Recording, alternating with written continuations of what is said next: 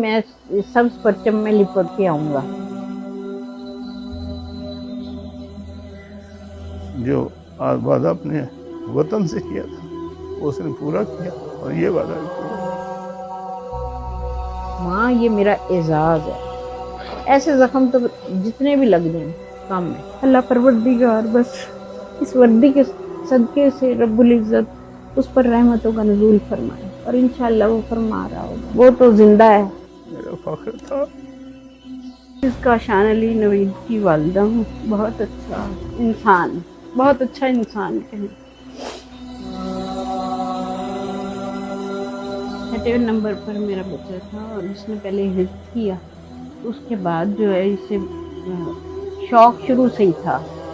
फिर ये एफएससी करने के बाद आर्मी ज्वाइन की, जनूबी वजीरिस्तान में बड़ा कामयाब ऑपरेशन किया। वहाँ से 2 दहशतगर्द जो हैं वो जिंदा पकड़े, वहाँ से अल्हम्दुलिल्लाह गाजी होकर आया।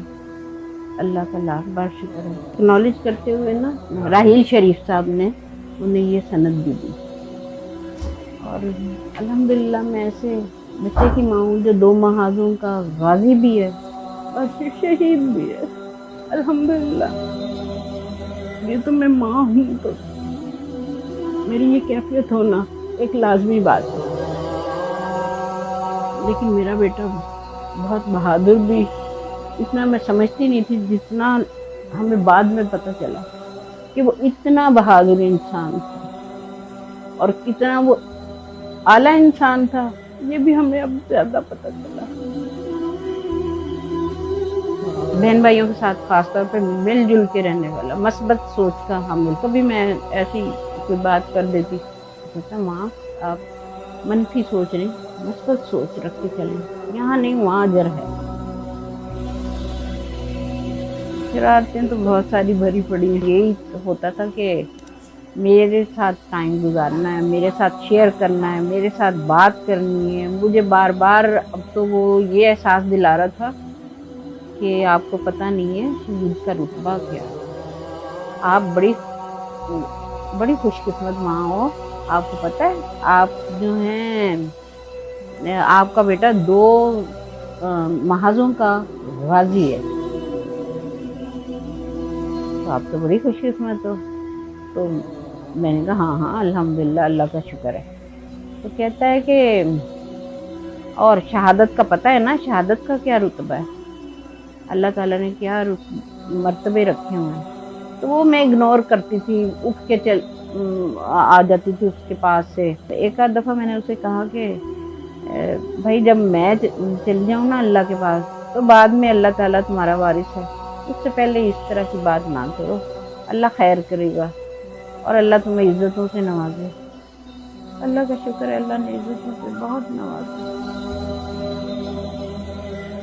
शहीद काशान की शादी अभी 8 माह पहले हुई है, नवंबर में। 23 नवंबर को जिस दिन उसका बर्थडे था उसी दिन उसकी शादी थी। वो ख्वाहिशमंद कि जिस दिन मेरा बर्थडे हो उसी दिन मेरी शादी भी हो, तो हमने उसकी ख्वाहिश का एहतराम करते हुए वही दिन रखा। अल्लाह परवरदिगार बस इस वर्दी के सदके से रब्बुल इज्जत उस पर रहमतों का नज़ूल फरमाए और इंशाअल्लाह वो फरमा रहा होगा और वो तो जिंदा है। खास वाकया मुझे यही याद आ रहा है कि हम लोग ये सियालकोट में थे और कोई फंक्शन था वहाँ पर, फिर वो हमें इनवाइट किया, क्योंकि किसी भी हर जगह नहीं ये बुला सकते हैं। तो वहाँ हमें जाने का इत्तेफाक हुआ और वो फिर हम पूरी फैमिली गई। भाई के लिए अलग रूम उसने लिया होटल में, हमारे लिए, पापा के लिए और मेरे लिए अलग लिया।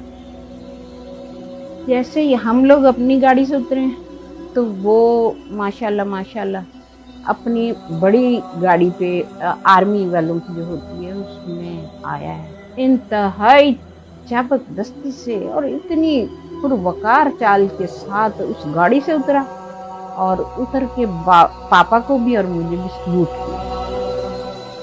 तो वो बहुत दिल को बढ़ा देने वाला सीन था और बहुत अल्लाह का शुक्र अदा किया कि या अल्लाह रब्बुल इज़्ज़त, अल्लाह ने मेरे इस बच्चे को अब میرے ملک کی سرحدوں کی حفاظت کے لیے چنا ہے. ہم بے شک تیار ہوتے ہیں تو بھیجتے ہیں بچوں کو, ٹھیک ہے نا, اور بچوں کی اپنی بھی خواہش ہوتی ہے, تو ہم نے اس کی خواہش کا احترام کیا, تو ہم نے اللہ کے سپرد کیا.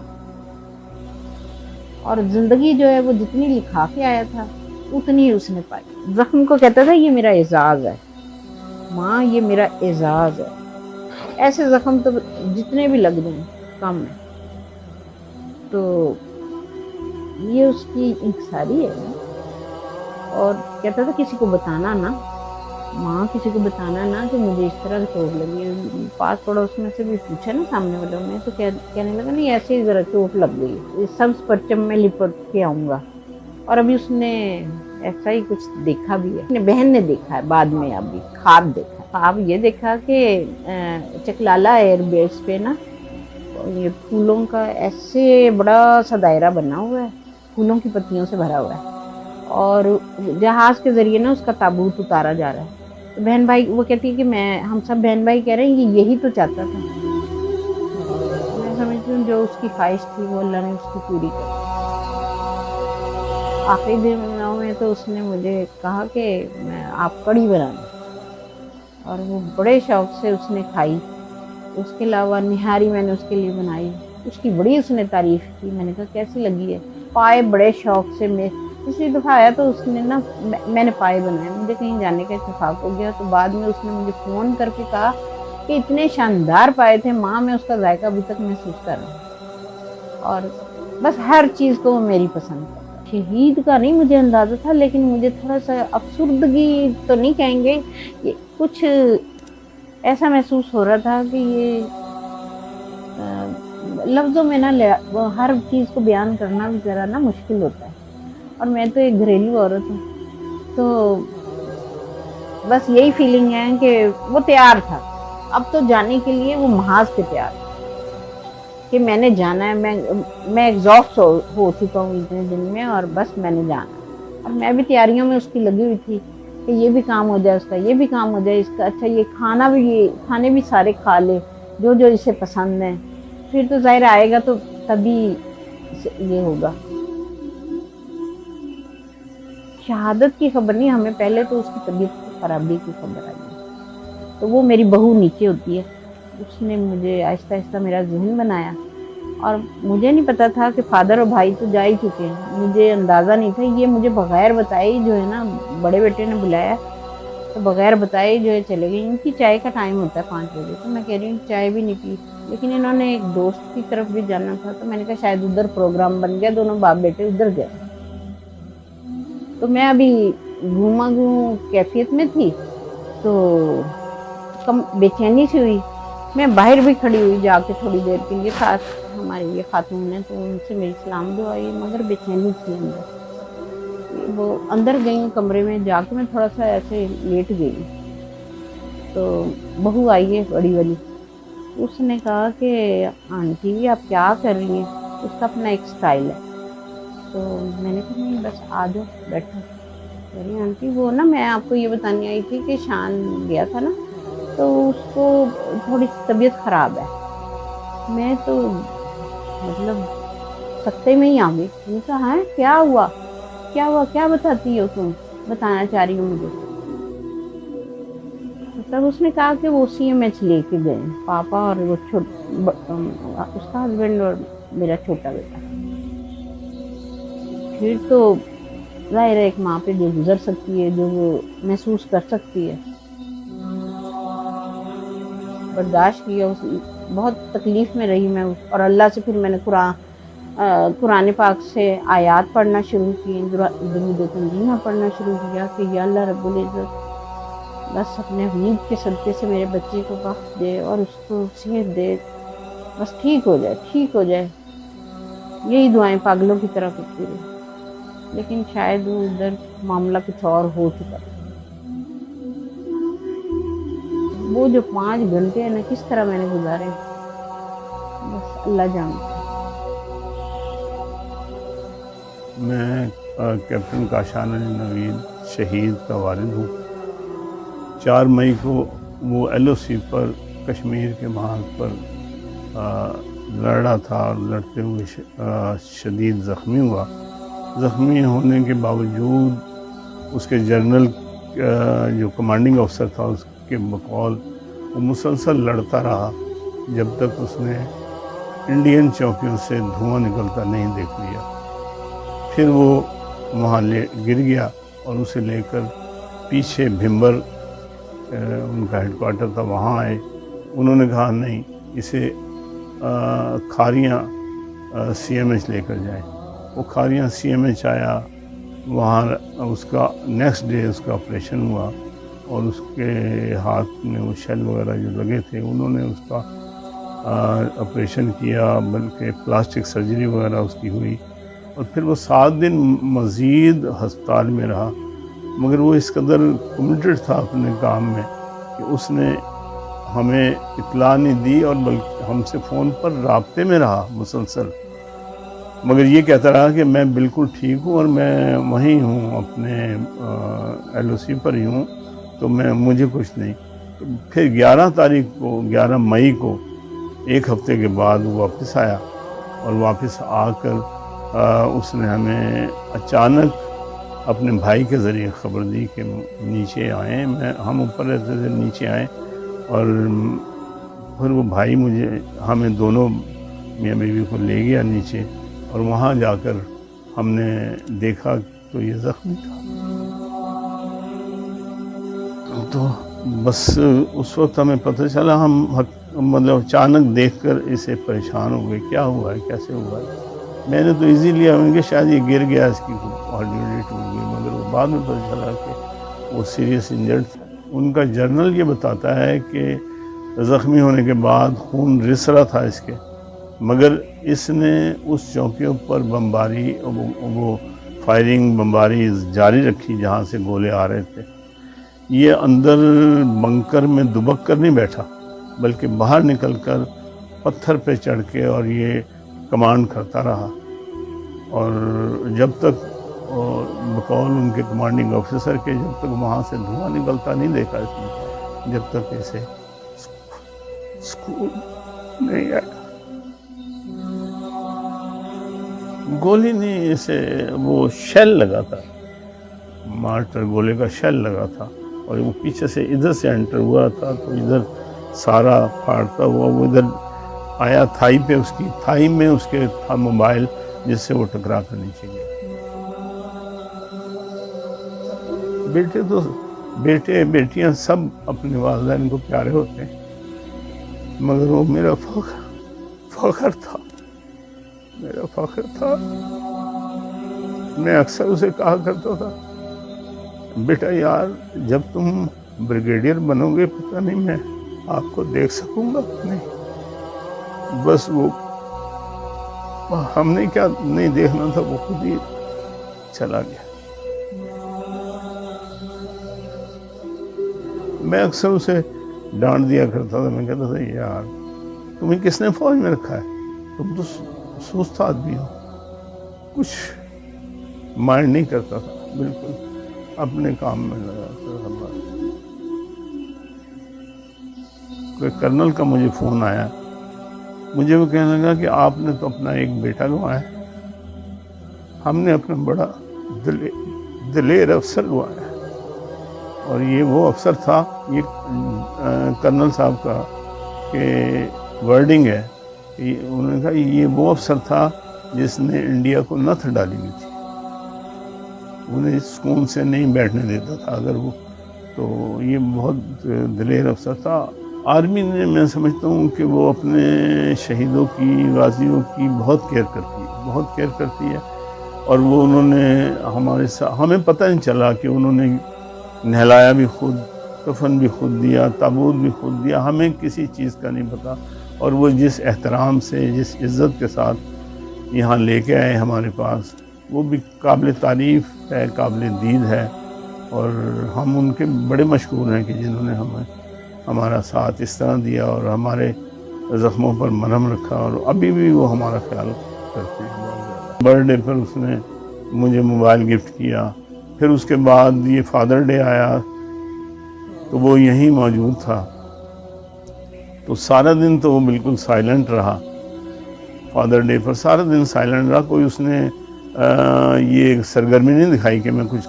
شام کو اس نے، وہ سرپرائزز کا شوقین تھا، شام کو اس نے ٹیبل سجا دی اور فادر ڈے پر مجھے بہت پیار کیا، بہت خیال کیا. وہ اپنے سب دوستوں کے سامنے کہتا تھا کہ میرا باپ دنیا کا بہترین باپ ہے، اور جس طرح انہوں نے ہمیں پڑھایا ہے، تربیت کی ہے، وہ بہت بہترین ہے. تو پھر اس کے اپنے شہادت سے پہلے اس نے اپنے بیٹمن کو کہا کہ اس کے پاس فون نہیں تھا، اس نے کہا میں آپ کو فون لے کر دوں گا. شہید ہو گیا، دفنا دیا گیا.